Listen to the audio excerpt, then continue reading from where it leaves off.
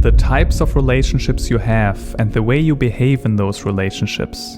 I don't need you to take care of me. I take care of myself. Please don't leave me. What the f am I afraid of? You're afraid of me, you're afraid that I won't love you back. You know what? I'm afraid too. Are to a huge degree determined by the way your parents raised you. Isn't that right? No thanks to you, because you weren't here. Please.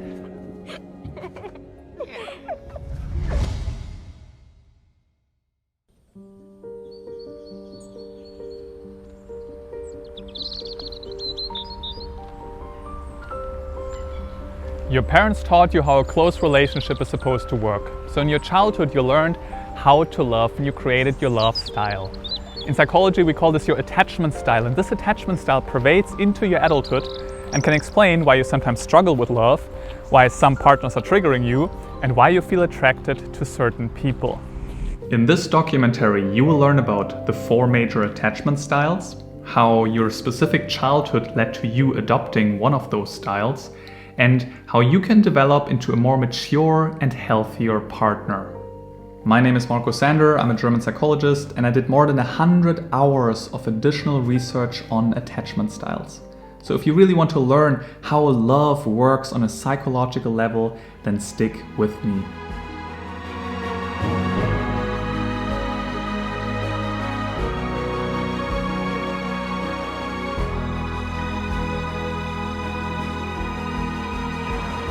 Because I love you. You know, love is an incredible thing, and we don't know love like we should.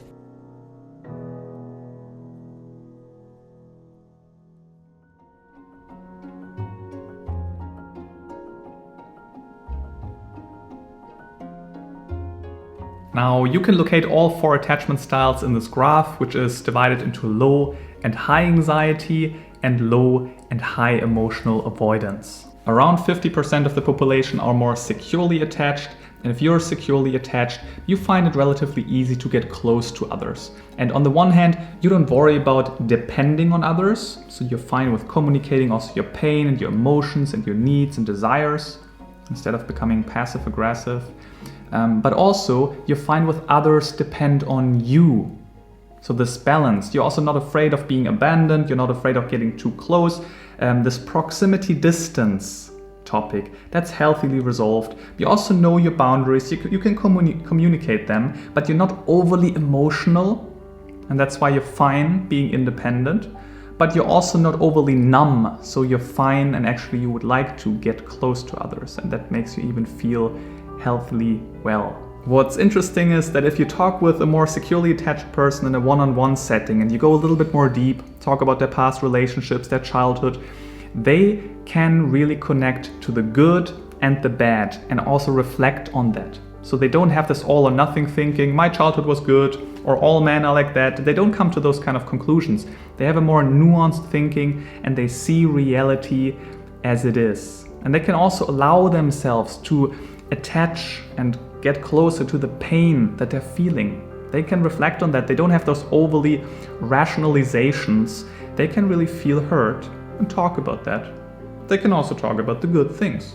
There's this healthy reflection going on. Then there's the anxious attachment style. Around 20% of the population is more anxiously attached. If you are, you worry about your partner not really loving you. You worry about that your partner won't stay with you. And this anxious attachment style can unfold in 2 ways. Either you become more of this pleaser, you're very needy, you really want to get close to your partner, and that sometimes shies other people away. And that also makes you more at risk to stay in abusive relationships because you need the love so much. And you're also having a hard time with setting boundaries, you cannot really argue, you don't actually initiate conflict, you're more worried about the other person and you're overly needy though. Or you become more of the controller, more demanding. You don't say, hey, I need you. You more become passive-aggressive. You didn't bring out the trash, you're 10 minutes late. But both, being a controller or being needy, is actually all about you having this anxious attachment style. Now, in a relationship, your partner would probably say that you have a constant need for validation. If the partner doesn't call for a while, you worry already. You can be too clingy, that's why you step over boundaries. and the partner doesn't like that because you're invading his or her space. And sometimes you even can come across impulsive and even aggressive. And if I talk to people with more of an anxious attachment style in a one-on-one setting, again, we go deep, talk about the past, childhood, past relationships, they sometimes get lost in the thread of the conversation. They sometimes forget to answer my question. They jump between time dimensions, and sometimes they get flooded by a lot of emotions. And though they experience themselves as very needy, but in the conversation they're more preoccupied with what other people think, whether other people like them. And then there's the avoidant attachment style. Around 25% of the population is more avoidant. You come across more distant, more cold, you're more rational, you have a difficult time to fully trust others and to even make yourself vulnerable and to be dependent. You're more on your own, you're more independent, and you struggle a little bit with really getting very close to people. But actually, it's also a little bit of this pseudo-independence, because actually you're a bit afraid to actually share your needs. You're afraid to actually get hurt, and maybe that's still subconscious what's going on right now, but this is sort of a protection that you keep distance because you're still under control. If you're displaying an avoidant attachment style, sometimes you're also more of this type A person, maybe even a workaholic.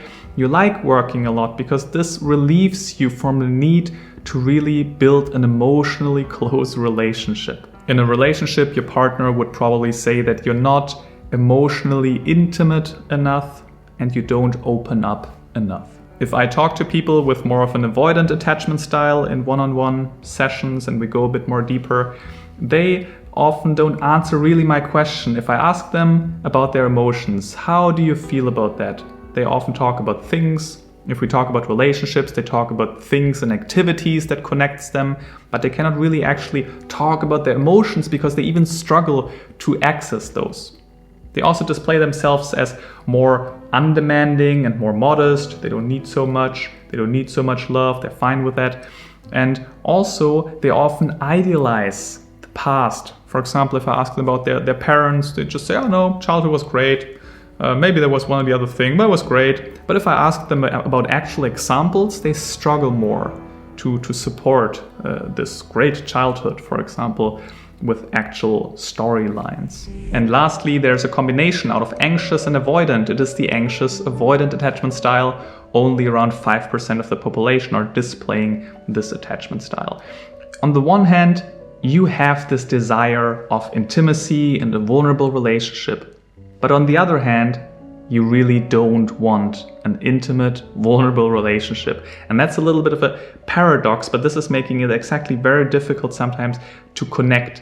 And those people also have a high psychological risk, or at least the highest out of the other attachment styles, for depression, anxiety, even borderline personality. And maybe nevertheless, you have some close friendships, but then with others, you find it a bit hard to deeply connect and you rather keep the distance. Now, in a relationship, you might enter very openly, but then over time, when there's more commitment needed, you shy away. Sometimes your behavior in a relationship is very unpredictable and you like using this push-pull behavior. You don't do this consciously, but subconsciously you push-pull. We will talk about where this is coming from the childhood, but basically you're just trying to test, is this partner still staying with me? But by pushing and pulling them away, you actually often break the relationship. But this is the last thing that you want, because the deepest fear you have is actually not being loved and being rejected. And this is exactly how you're standing in your own way. Sometimes you also subconsciously use guilt or manipulation techniques to keep the partner then close and to manipulate them in a certain way. But again, this is not because you're evil. This is just because you're hurt, and this is sort of a survival strategy that you learned in your childhood, and we will talk about this in a minute. And in a one-on-one conversation, you don't necessarily very quickly understand that. Sometimes it takes a little bit of time, but generally you notice people sometimes blow things out of proportion, they gaslight, and they just sort of have a skewed perspective of reality. But in their mind, it sounds very reasonable. And again, it's often sometimes very subtle. You need a while until you understand what is going on. Attachment styles are not an all or nothing principle. It's a tendency, and you do have all attachment styles within you. But you will probably resonate with one attachment style more than with the other. Now, let's go into your childhood and let's connect the dots, but before that, I would like to share this montage with you.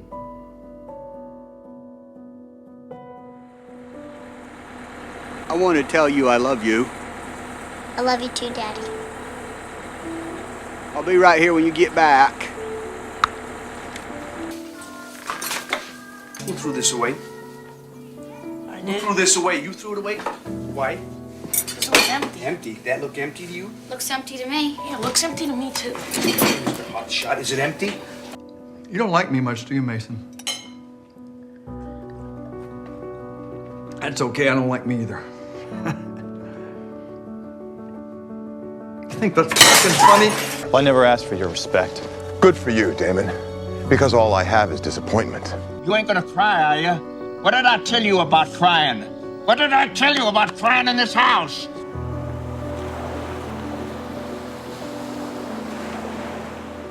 Admit it. You wish I wasn't here.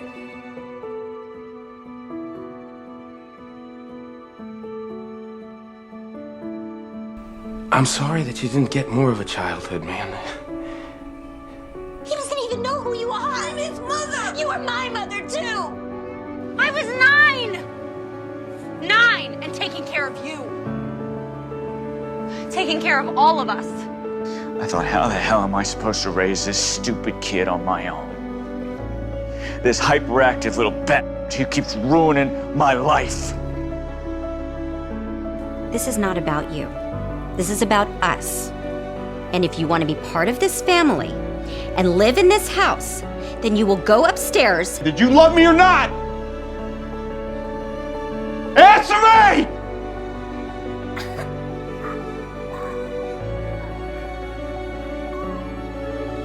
It's not your fault.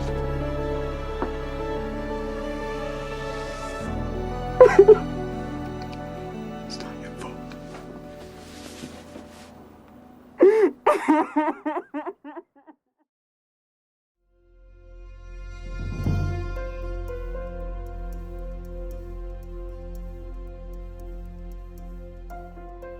Understanding why you are the way you are is an important step towards change, and therefore you need to understand the truth of your childhood.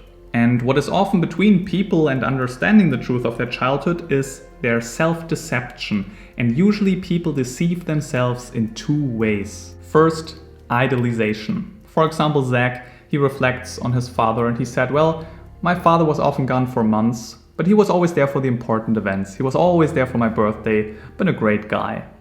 And then over weeks he noticed, yes, he was there for my birthday, but then he was gone for months. I only had half of a father. The second common mechanism of self-deception is called suppression. For example, Emma, she starts to reflect on her childhood and she noticed when she was 7 years old, she started to already become the peacemaker in the family. She was responsible and she was the one who actually made sure that mommy and daddy would get along again, and she was making peace in the family, and she totally forgot about that. By digging deeper, she started to memorize that again. And as Carl Jung already said, until you make the unconscious conscious, it will direct your life and you will call it fate. Now, if somebody's asking me, Marco, how was your childhood?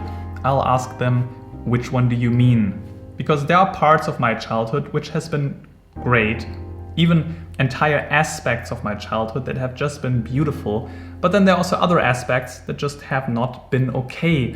So there are different realities and there are different aspects, and I also invite you to reflect in that way, to not have this all or nothing thinking, to think in a nuanced way, but take an honest look. So let's get started with the secure attachment style. And there is an idea from Erich Fromm, a psychologist from the last century, and he wrote a book called The Art of Loving. And in this book he talked about the importance of a mother and a father while raising a child. And he said that the mother is a bit more responsible for giving this child the unconditional love, to be the safe haven and always be there if needed, always being available if needed. And basically, this is this deep feeling a child learns that I am enough, independent of what I'm doing. And then there's the father, where people and children more receive this little bit of conditional love. They need to earn the father's praise. Also there they learn the survival skills, and this is where you more learn to be independent and confident. And we need both as children. And remember when I talked about the secure attachment style, when I talked about dependence and independence, this is exactly what people and children learn here from the mother, this being dependent, relying on somebody, and from the father's side, being independent and being a provider. And if you both have that to a healthy degree, then you have this healthily and secure attachment style. For example, Olivia. Her mother let Olivia in her childhood openly play. But the mother was around, and she also made sure that there was no major danger, such as falling off the stairs. And even when Olivia maybe fell, the mother was not just coming around saying, oh my god, this is terrible, what happened? She more came around quickly and said, hey, is everything okay? So she was not making a scene out of those situations. And also, Olivia noticed that I am loved. Even maybe I'm not the best in school or not the best painter, my mom still loves me, and she more praised my effort and not so much the output. Her father was also a loving man, trusted in the ability of Olivia, and though also at the right times gave her responsibilities. She, for example, remembered that in the garden, there was once a time when her dad came up and said, you know, Olivia, this square meter right here, this is now your piece of garden, and you can do whatever you want with that. In the garage, we have a couple of seeds. I can show them to you. You can decide what you want to plant. You can also dig a hole. You can do whatever you want. If you need help, let me know. I'll show you, I'll help you where everything is. And we can also do this together, but it's your piece. You can do whatever you want with that. And Olivia's parents understood that children are not here to satisfy the needs of their parents. It's the other way around. Parents are here to satisfy the needs of a child. People with an anxious attachment style often had parents that were either overcritical or overprotective, those helicopter parents, or maybe even both. And there's a good reason for that. You know, probably your parents also had their own unresolved topics, and that's why they overcompensated that in, for example, being very controlling. So they're not doing this for fun, there's a good reason for that. So there's, for example, Emma, and her mother was very anxious, even overprotective, very rule-based and strict.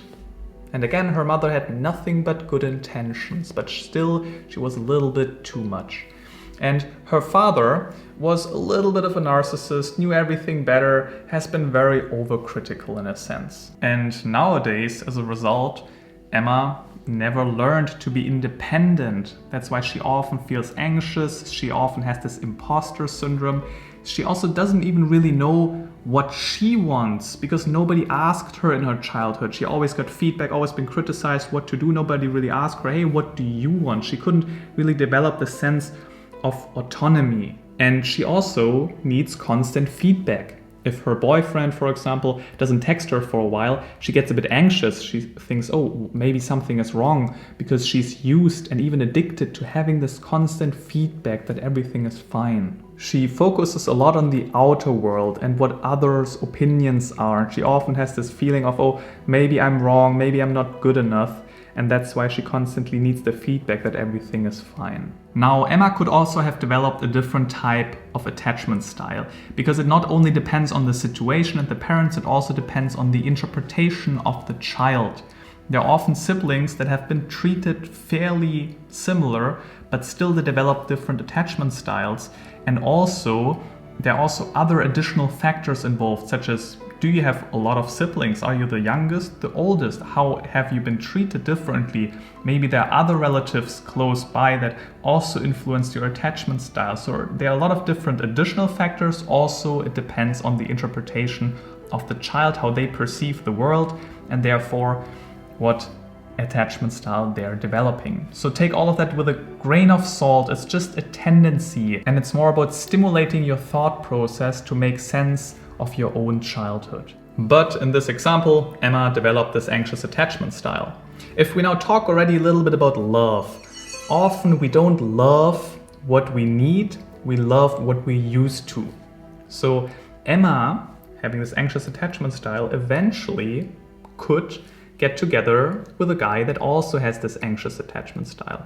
And in the beginning, that's very beautiful. It's like a drug, right? Because both are a little bit needy, a little bit clingy. They get very close. This is beautiful, this upward spiral. This is like heaven. But eventually, one of them is maybe getting a little bit insecure. There's maybe a little bit of a trust issue. And eventually, this high ladder that they raised is exploding and it breaks down. That could happen. Maybe it's just also working fine naturally. And what also sometimes happens is that an anxious person is getting into a relationship with more of an avoidant person. And that's also an interesting dynamic, but let's first explore the avoidant attachment style. With an avoidant attachment style, you probably noticed that your parents haven't been super present and there was little support in some way. They also didn't show so much emotions, and you also noticed that you shouldn't show so much emotions. They have been a little bit more detached and maybe even uncaring. For example, Zach. His father didn't show so much emotions. He was more of the strong guy, very busy with his business. He was a lot gone and also didn't show so much interest towards Zach.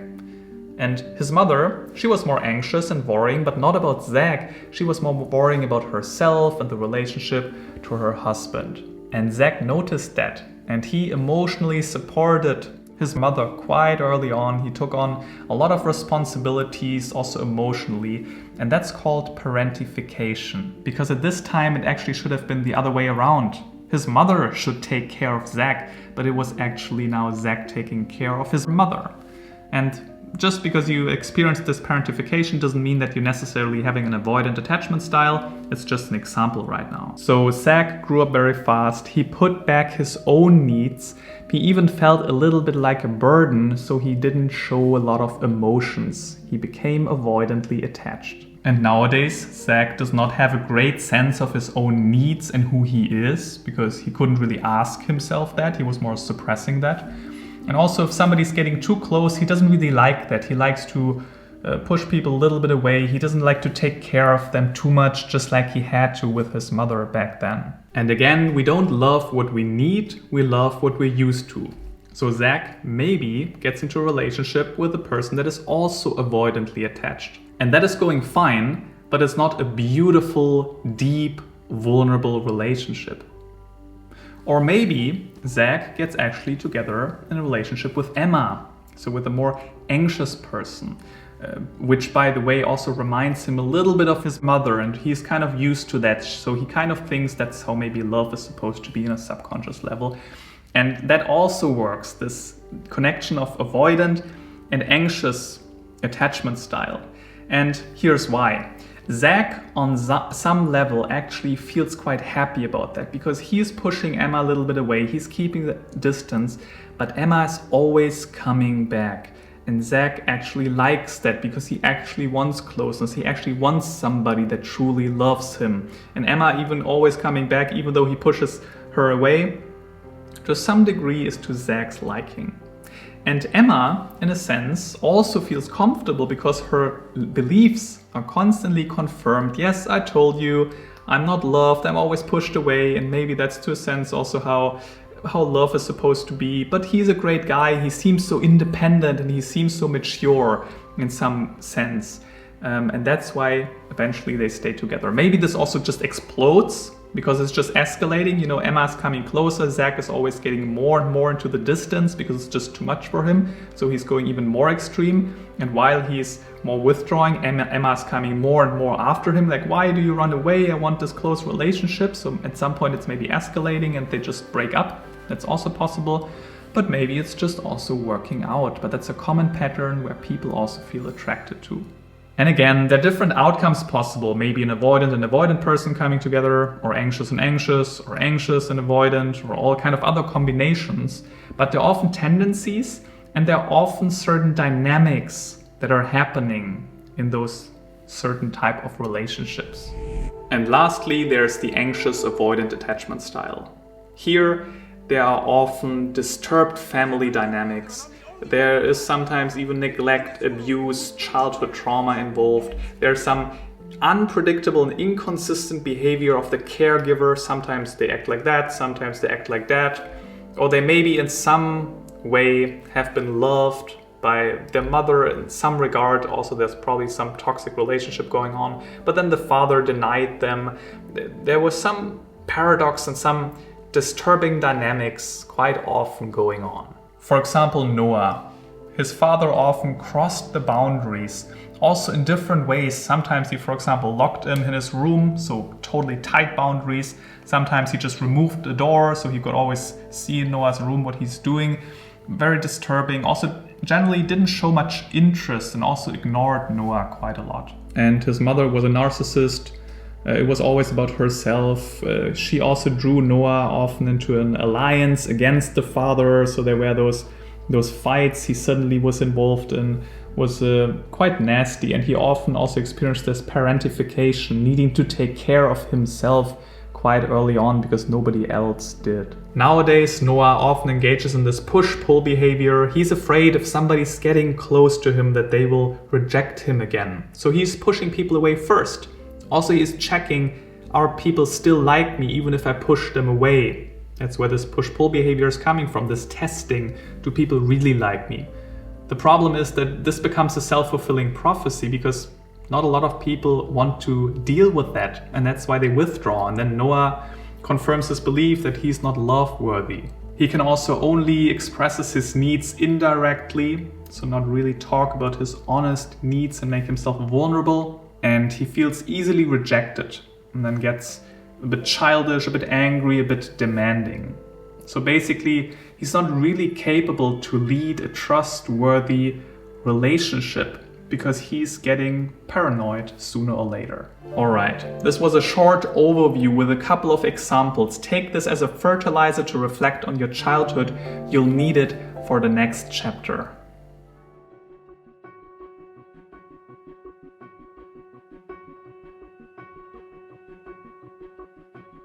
So how do you heal? How do you create a secure attachment style? And for that, you first of all need to understand that when you're a child, you come into this world and you're basically holding up a bowl towards your parents. And this bowl wants to be filled with love and attention and patience and support, emotional support, financial support, and all kinds of things. And that's a birthright that this bowl is being filled. But potentially, in your life, this bowl didn't get filled properly. And you're holding up this bowl towards your parents, and you waited. And you waited, and you're still waiting. And what you haven't noticed yet is that you're right now an adult. Still an adult, standing here with this bowl that is not properly filled. And you started to even fill this bowl yourself, maybe with distraction, maybe with just pretending to be happy, maybe you even filled it with alcohol, all kind of things. And you're still though hoping, there's still this hope towards your parents that somehow maybe they might change. So maybe there's still this hope, there's still, feeling a bit depressed and sad about it. There's still this disappointment why they're not doing it. There's maybe still a lot of the sadness. Maybe they're already dead, your parents. It could also be, and you're simply sad about the fact that nobody filled the bowl, and you're standing up here waiting until somebody is filling the bowl. With all those bottled up emotions, maybe even anger, sadness, depression, all kind of things. And you try to fill it yourself with unhealthy things. It's just a simplified example right now, but that's you. And what you haven't understood is that you're an adult. You don't need your parents to fill this bowl. You can fill this yourself by loving yourself, being kind to yourself, managing yourself, getting a loving partner, creating a family by yourself. You can fill this bowl now yourself.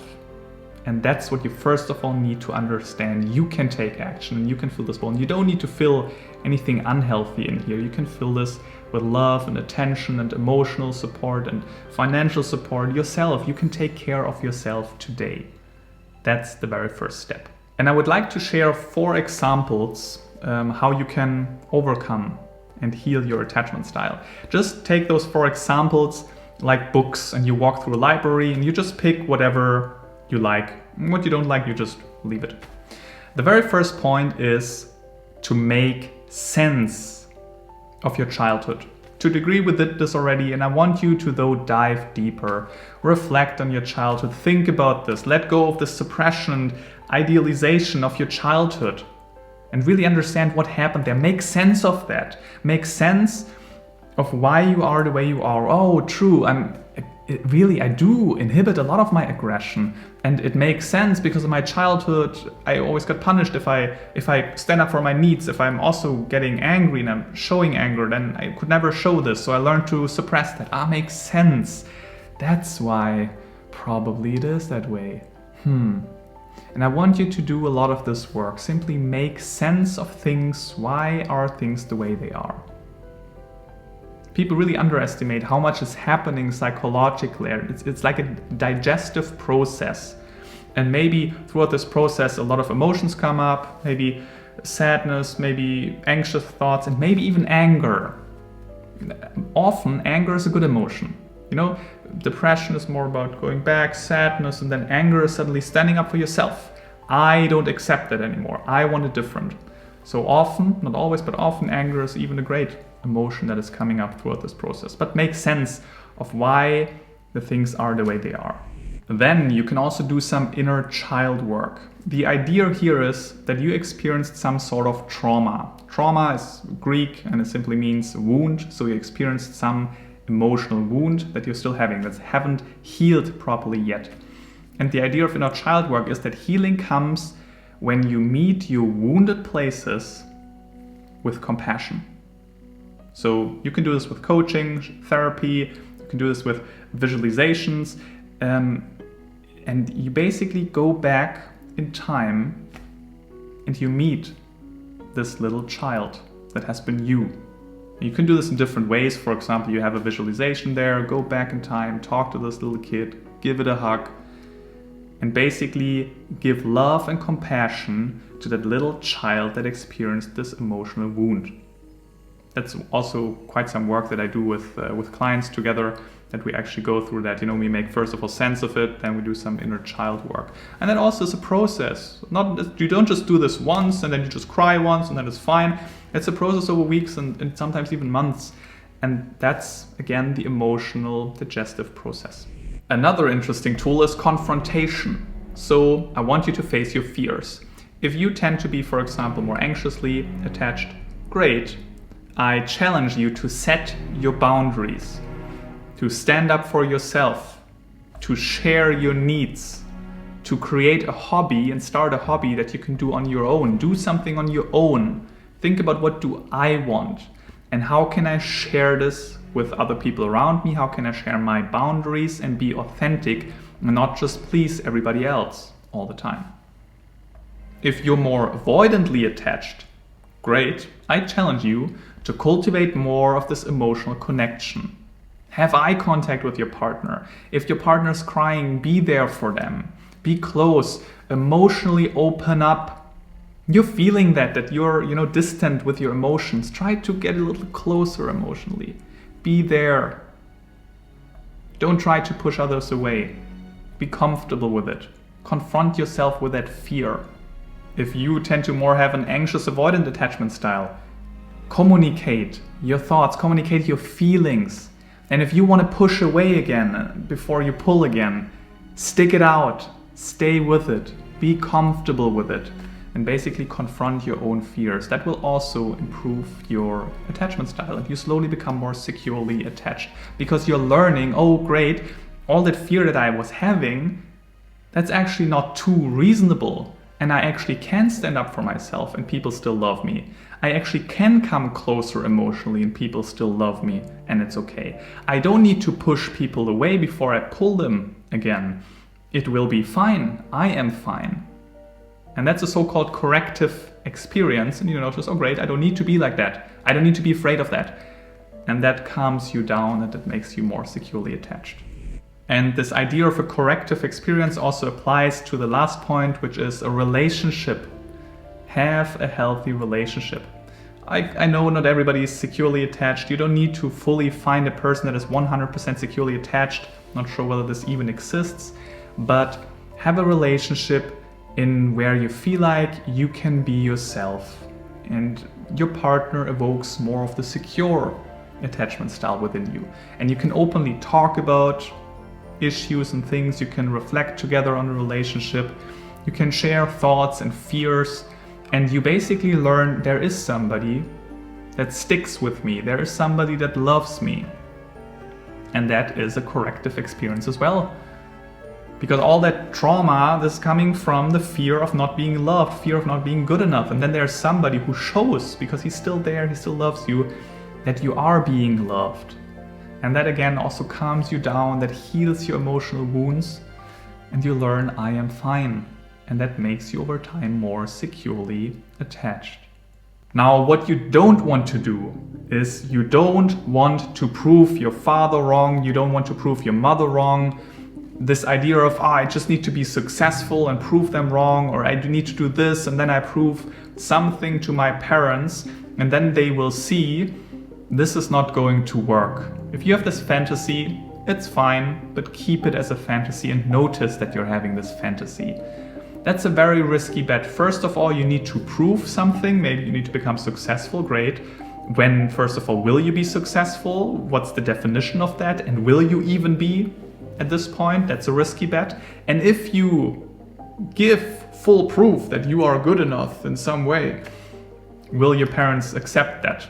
Probably they won't. It's just a risky bet. It's just trying you to act out and you're not focusing on what's actually here, which is the little child that is simply hurt and just wants to be loved. And you don't need to do something, perform something, become successful or anything to prove anybody wrong and then get some love from others. This is not going to work. The key lies within you. You don't need anybody. You don't need your mother. You don't need your father. You don't need that person that not properly, perfectly took care of you. You don't need them to heal yourself. And by the way, every child has some sort of emotional wound, which is even a trauma. Every child has some sort of trauma and emotional wound. I don't care how evolved you are, whether you're a psychologist or not, you will not, as a father or as a mother, be capable to always, over 10, 20 years, give your child what the child needs. There will be disappointment involved. Life kicks in, maybe somebody's getting sick in the family and that gives the child a certain feeling. It's also often about the interpretation of the child, how they perceived it. So it doesn't matter what kind of family you're growing up with. There will be some stuff that you're carrying around life and you can work on. But again, you can do that.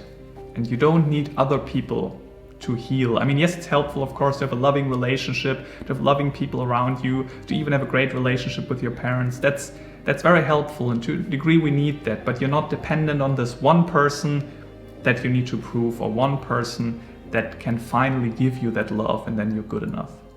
That's what you don't need. Different partners evoke different attachment styles within you, and also over time you will anyway get to know new aspects of yourself. So it's a continuous learning process. And if you're thinking about starting this journey properly, I suggest that we talk. You can schedule a free call with me. There's a link below the video, and then we can also talk about the possibility of moving forward. Also, if you're in a relationship right now, consider the idea of sharing this video with your partner, because you guys will anyway talk about this and this might be already valuable. All right, I see you around. Have a good journey.